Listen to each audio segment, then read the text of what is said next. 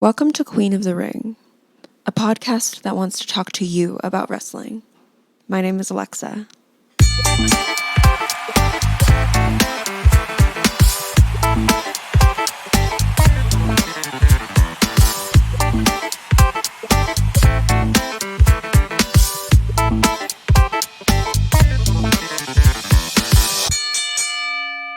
Today, we're going to be talking about Amy Dumas, better known as Lita. Lita was a smooth, high-flying, brave, and one-of-a-kind captivating wrestler. She is a 4-time women's champion born from the Attitude Era, but the love for her has been incredibly strong for 21 years, and I personally could not see it changing. She was my favorite wrestler when I was little because of all of these things. I grew up with 2 brothers, and they and my dad were the reason I started watching wrestling at all. We would watch it every single week, and it was a time I was allowed to be one of the boys, even though I was so much younger than them. We would gather in front of the TV and laugh and scream and throw each other around, and my mom and grandma were and still are a little confused for my love of it. But I always say it's a stylized form of entertainment that you can't get anywhere else.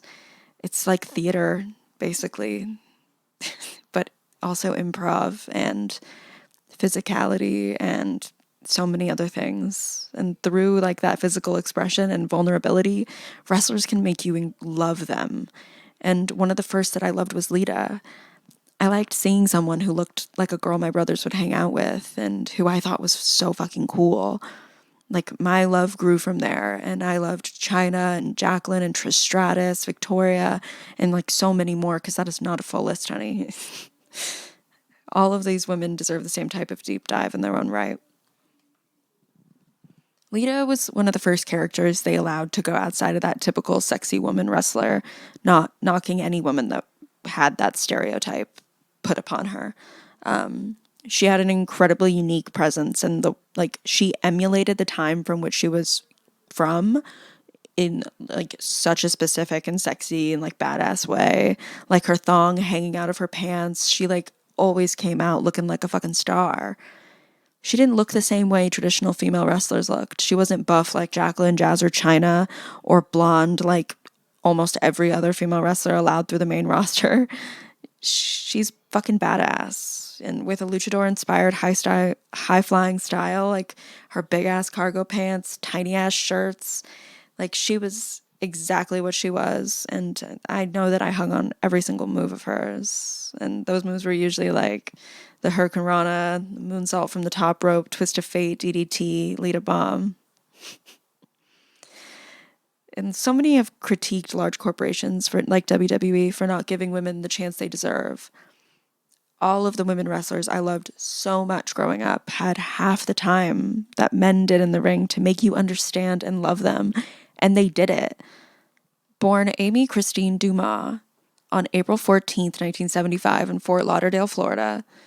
Her parents' names were Mike and Christine Dumas, and she has one brother named Billy. They moved all around Florida throughout her childhood as her father's job took them all around. But Amy says that Atlanta feels like the most home that she had because she went to high school and college there. While she was growing up, her dad was a pretty bad alcoholic. He worked all day and came home and drank till he passed out. And he was very neglectful because of this. Something she talks about now is that she told herself a lot throughout life that he didn't make a big impact on her because he was never around. But she's realized more lately in her life that that is a defense mechanism, and that of course it affected her.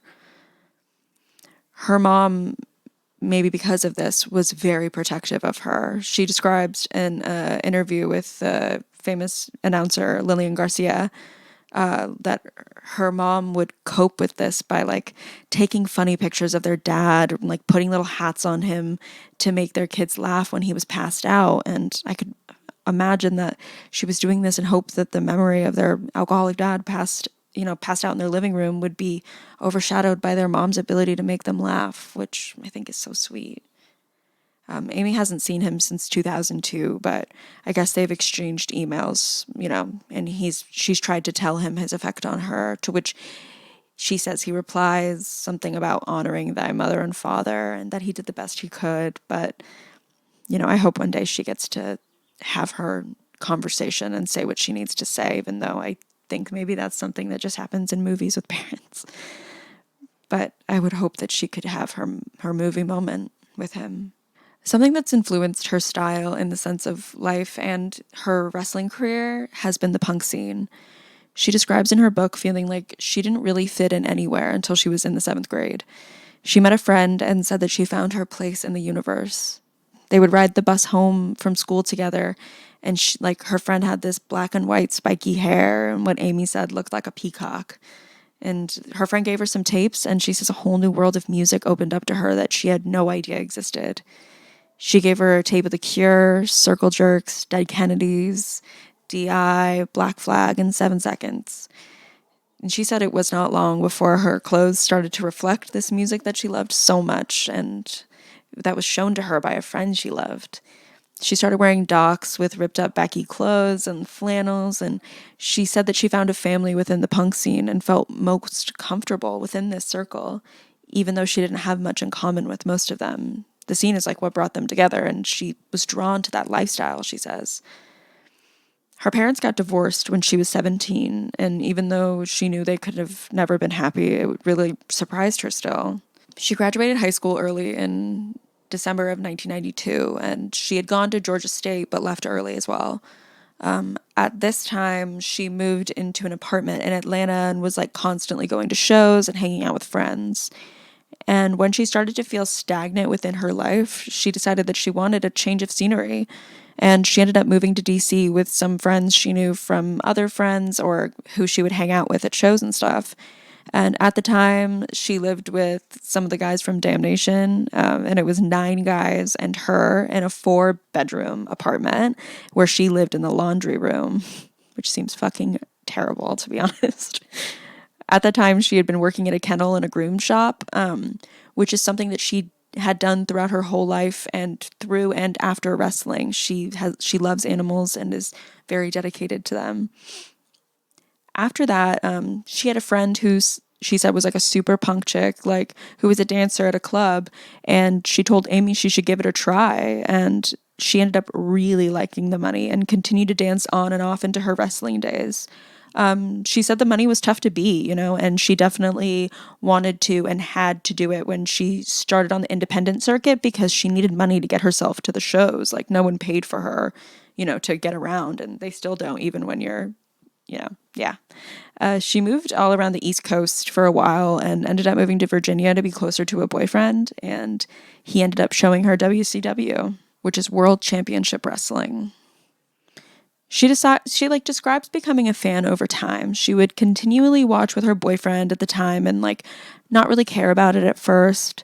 She eventually became invested in the stories and the clothes and the toughness. She had never really thought about wrestling in the context of herself and her own future until she saw Rey Mysterio Jr. His high-fly luchador style was in big contrast to the tough, hard, brute wrestling popular in the US since the 80s. She became super invested in wrestling and started watching Rey, and even her license plate at that time was Rey Jr. 1, which, oh my God, okay, please. I'd watch that tape. I'm just kidding. She decided if she wanted to become a wrestler like the ones she looked up to, she wanted to go to one of the largest hubs of wrestling in the world, so she went to Mexico. She wanted to learn all about lucha libre at CMLL, which is Consejo Mundial de Lucha Libre, which was then known as Empresa Mexicana de la Lucha Libre, but now CMLL is a very popular, well-known place that Andrade wrestled out of and stuff like that. She didn't get to physically actually learn the first time around and was only allowed to watch. And she decided that when she had gotten home, that she was going to go back, and she was fucking sure she was going to get in the ring this time. And she was right. In this second stint, she learned how to wrestle. After going to an NWA show back in the States, Amy was invited to train down in North Carolina with a wrestler named Strawberry Fields and her husband Slim, who took over the Mid-Atlantic faction of NWA.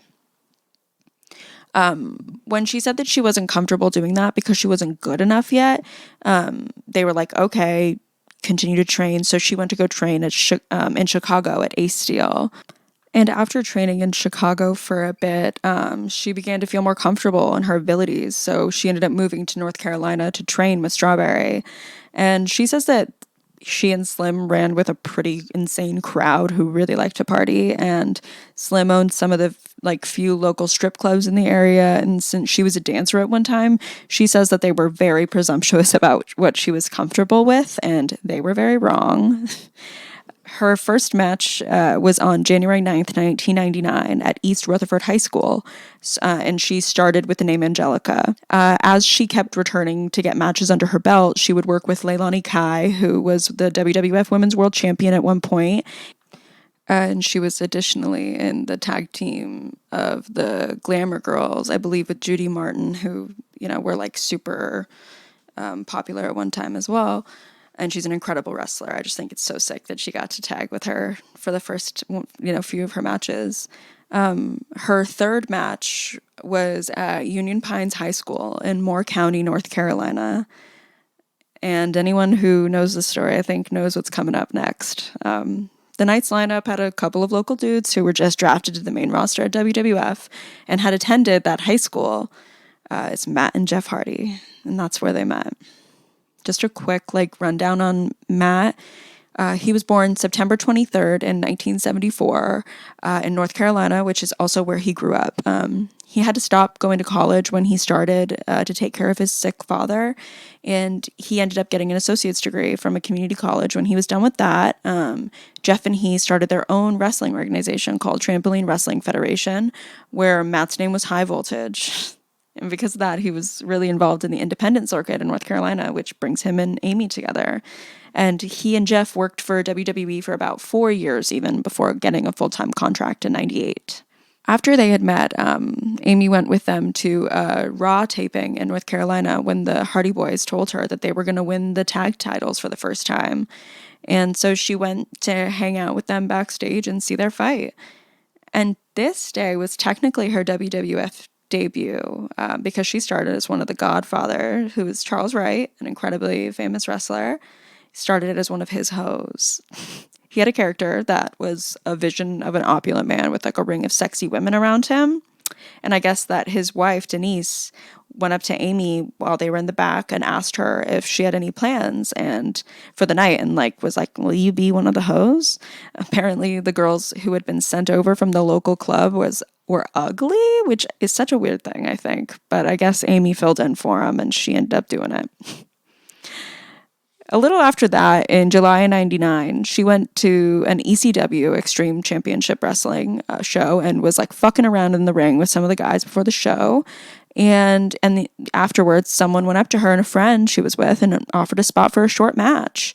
After their match, she was approached by the founder, Paul Heyman, after seeing her in the ring, and he wanted to sign her.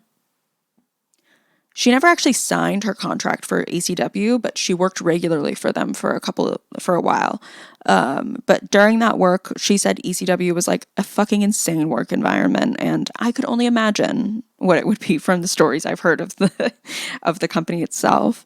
And, she said that anyway, she had her sight set on WWE, so she didn't want to sign the contract. She wanted to be signed by WWE.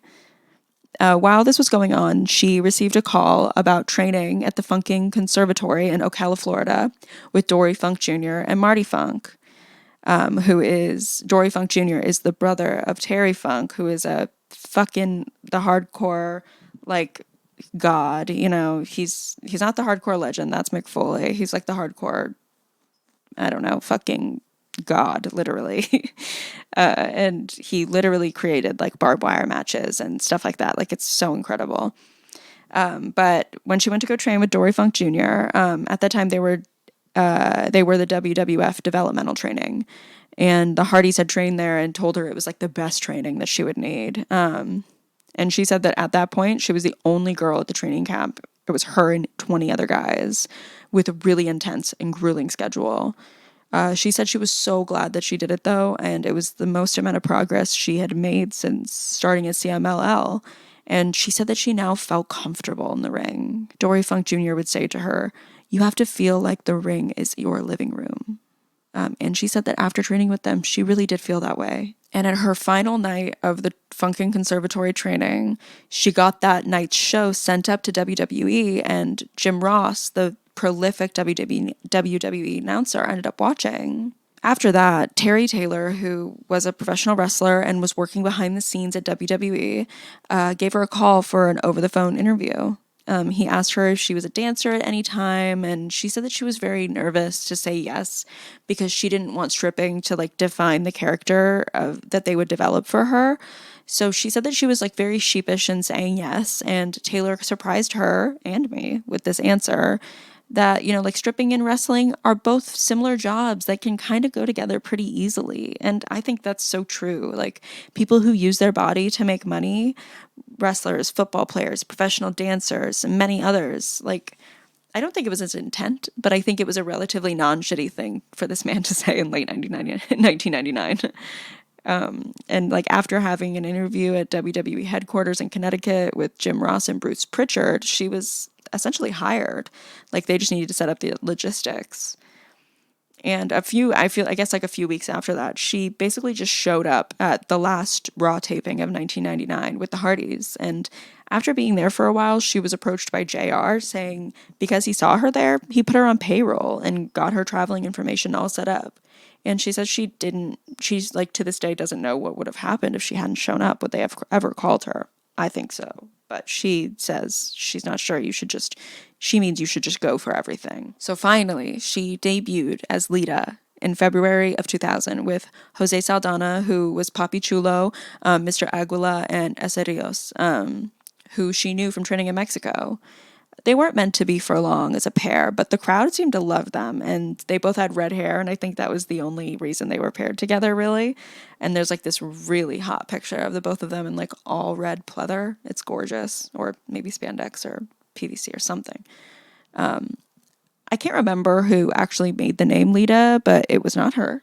In her prior wrestling experience, her name had been Angelica in Miss Congeniality, and she didn't even hear the name Lita until it was announced upon her entrance. I do remember they had said that it was because of her luchador training, and they like thought that it was a more Spanish twist on Lolita.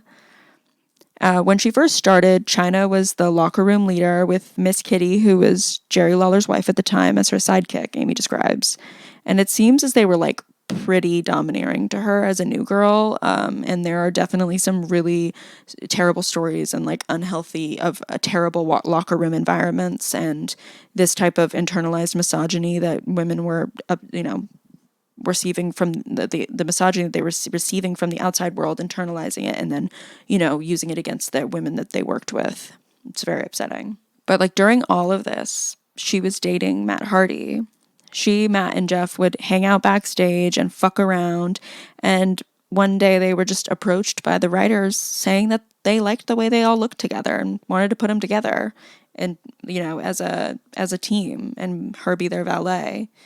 In regards to her and Matt's relationship, she says she knew pretty immediately the thing that brought them together was wrestling, and it was the strongest part of their bond.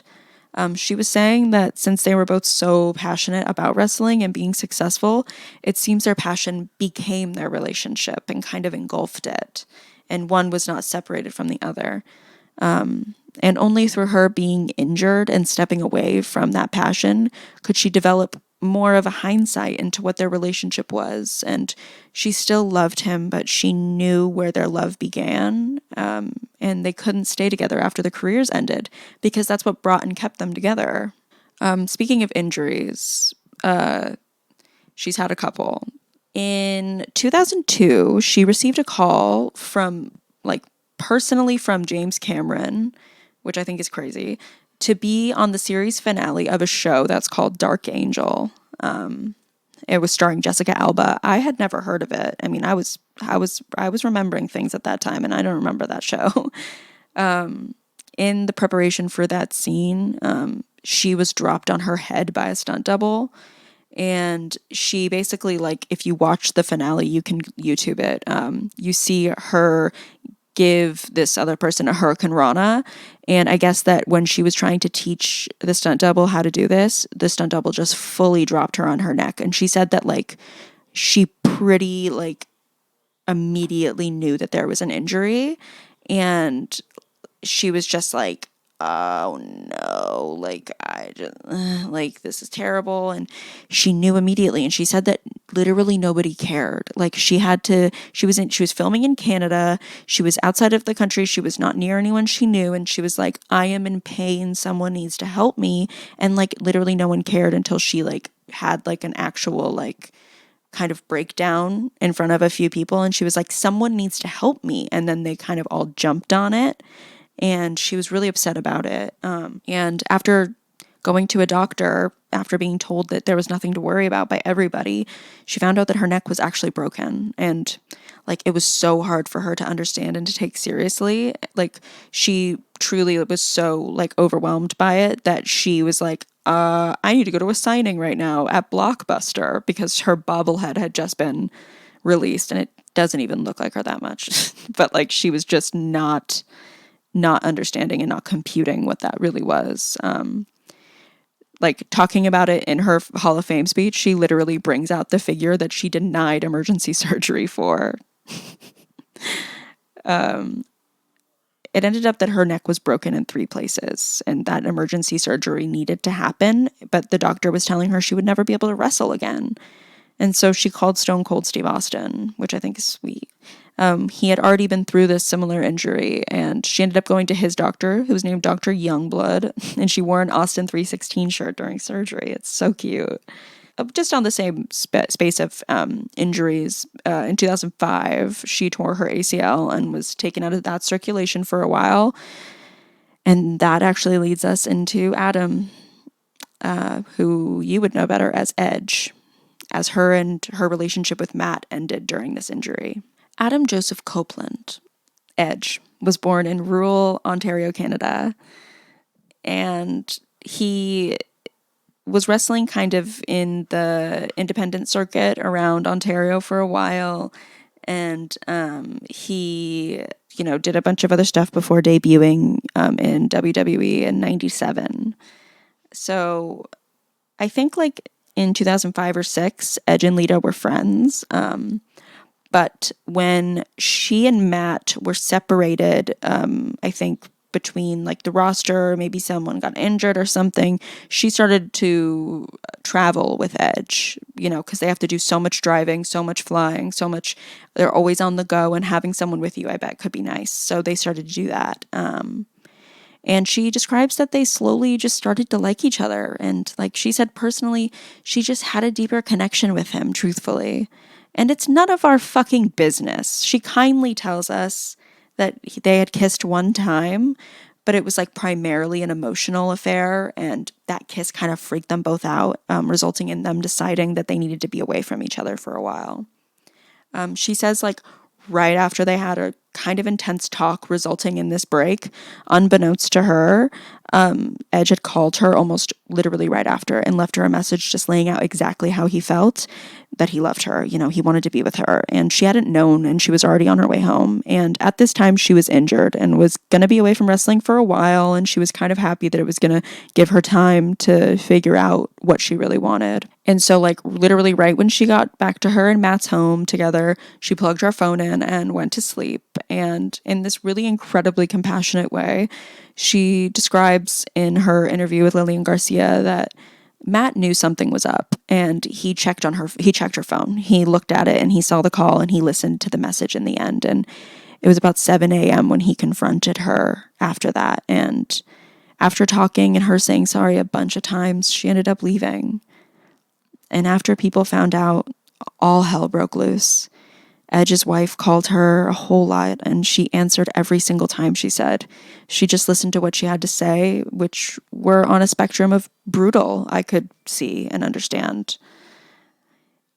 After that, the first audience to know was her backstage audience, her peers, the male and female wrestlers and their spouses, her management, her friends. She received a lot of fucking hate and expressive judgment from people who she worked with. She says that besides Lillian Garcia and Trish Stratus, that everybody else judged her. And in this incredibly very honest moment, she promises us all that she judged herself more, and she took it out on herself physically. She ended up losing a ton of weight, and everyone kept telling her she looked great. And like, there's this complex thing within human bodies that when people around you see you drop weight, they assume it's a good thing because fatness is so shamed in our public consciousness. The baseline response is to someone losing weight is to praise them. And that's a lot to unpack, I know, but in reality, Amy had ulcers. She couldn't eat. She couldn't sleep. She was fucking brutalizing herself over this. It was ruining her life, you know. Matt was initially fired after it came out in the press because he had conducted some social media inappropriate behavior. On Bruce Pritchard's podcast, they say that Matt's friend posted a blog about it, which is the most indicative thing of the time. I bet it was like fucking Angel Fire or something. But when Matt already came out spreading this information about separation, the audiences were infuriated. And in response, they put together a petition to rehire Matt, which gathered 15,000 signatures. And the hatred that she received was something beyond. There was so much buzz around this story, life reflecting art or whatever the fuck. It ended up with management coming to her and Edge and asking to do a storyline of it. And they told her that if they did this, it would result in Matt getting his job back. So to get his job back for him, she agreed to the storyline. Like, imagine developing feelings for a coworker, handling it not perfectly, or I would say humanly, handling it humanly. And then that is broadcasted to an audience of 50 million people. I can't imagine that. Amy says that after she and Adam agreed to a storyline, it was Edge, writers asked them if they wanted to use any other pieces of the truth to inspire fiction. And she said that unless they wanted two people with their heads down and crying, they did not think that using the truth would be a good idea. So they developed this incredibly ultra-sexual couple, like, you know, making Edge the rated R superstar. And after this, and in the years to come, she and Edge remained together via the storyline on WWF. She heel turned in a really insane way inside the ring and outside the ring. Like, Jim Ross would refer to her as a sex pot and a Jezebel. And from making that character, she created a coping mechanism. But she says that the storyline and work in general was a pure fucking hell for her at this time, and it took every part of her to go to work. She said that she had a good time when the shock and awe wore off a little bit when they were the rated R couple, but the first years were nothing less than fucking brutal. Like, how the fuck would you feel if a crowd of thousands and screamed and booed at you for something that you did that you feel great shame for at the moment? That sounds like fucking ass, genuinely. If you, for some reason, don't know this story or don't really know about wrestling, or for some fucking weird reason you're listening to this, I want to give you an example of kind of the stuff that they had to do. I'm reading from the book Sisterhood of the Squared Circle by Pat Laprade and Dan Murphy.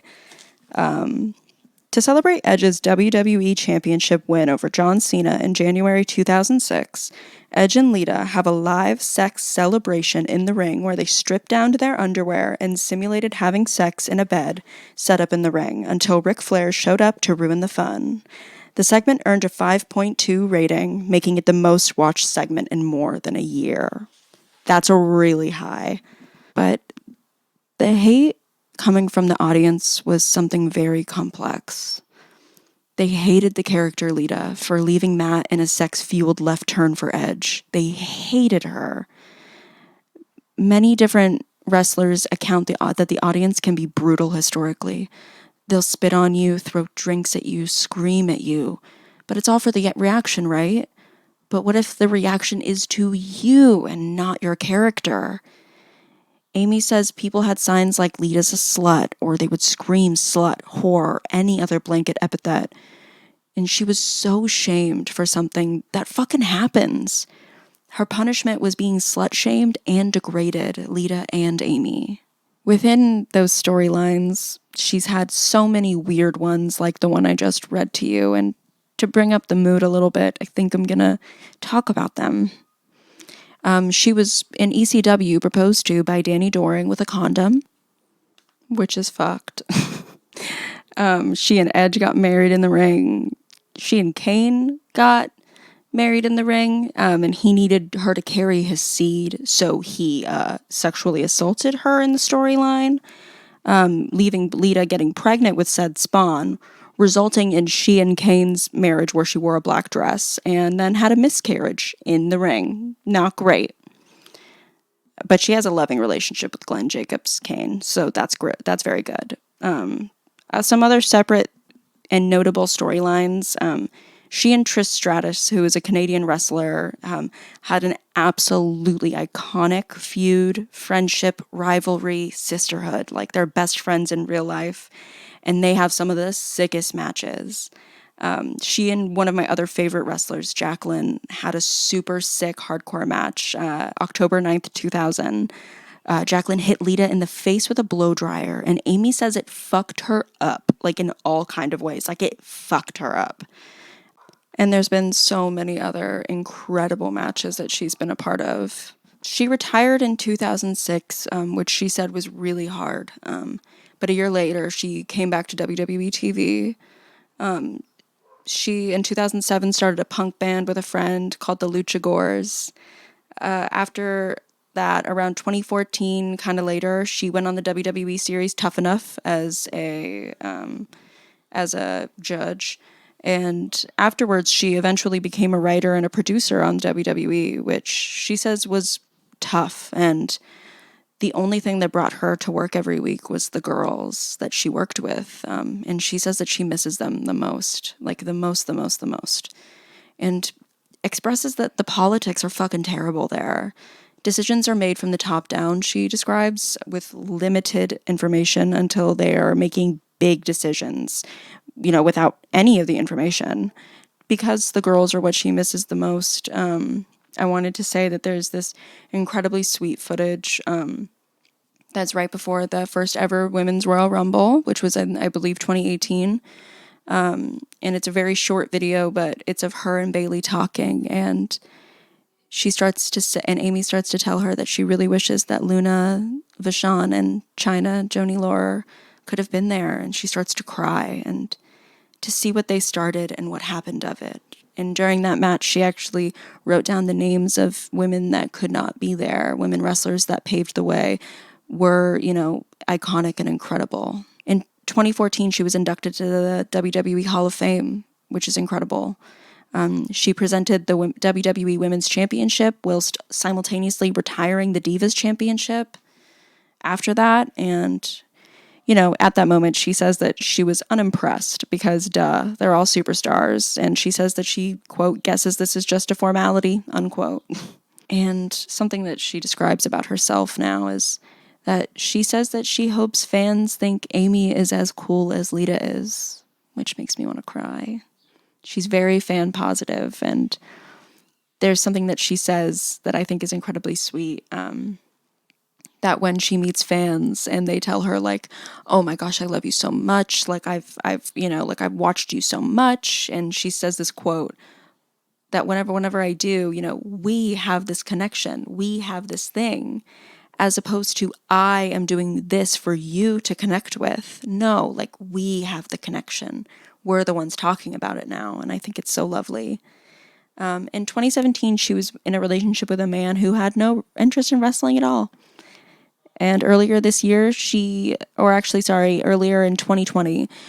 she tried to start a show called Kayfabe, which was going to kind of be about different women's wrestling. And Kayfabe itself is just the commitment to the character that wrestlers do. And, maybe they'll try to continue that character outside the world, and now since social media is so present, it's a little bit more of a, I guess, quote, antiquated, unquote thing, even though it is such a staple of wrestling, and some people still do it, like MJF of AEW, he is full kayfabed out. But the show she started was with Gail Gail Kim and Chrissy Hemmes, I believe. And they really wanted to start this show about women wrestlers, and they had a GoFundMe or a Kickstarter, I think, and it never ended up being picked up, which I think is so shitty, and I wish that it did. Women that defined the revolution of women's wrestling, like Becky Lynch, Bayley, Maurice, AJ Lee, they all cite Lita as inspiration, and there are many more that do too. She is one of the most incredible wrestlers to come out of the WWE. If you happen to make it this far, I want to say thank you so much for listening. Queen of the Ring was written by me, Alexa Pruitt. The music is by Kreider Dane of Helter Skelter Music Productions. If you liked what you hear, join me next week.